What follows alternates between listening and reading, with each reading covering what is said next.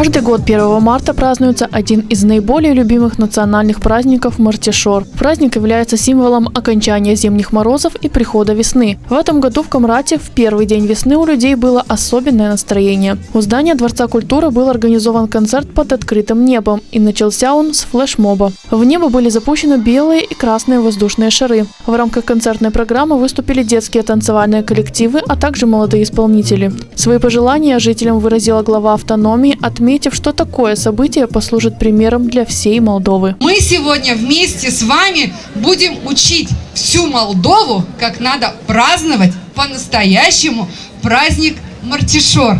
Дорогие мои ребята, дорогие жители автономии, поздравляю вас с этим праздником. Желаю всем нам мира, добра, благополучия, хорошего урожая, замечательного года. Я сын Гагаузия, и чтобы этот праздник у нас Мартишор Гагаузияда хер ил олсун, хевсинза сауласынс. С праздником! Исторические корни Мартишора остаются загадкой, но существует множество легенд, которые дошли до наших дней. Молодое поколение с интересом относится к преданиям предков и поделились с одной из легенд и с нами.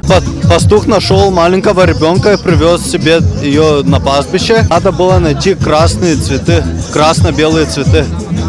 И он искал, овцы помогали ему искать, но нигде не нашли цветы, только нашли подснежники. Разочаровался, что не нашел такие цветы, и из сердца у него начала течь кровь на эти подснежники. И получились красно-белые цветы, и эта девочка вылечилась.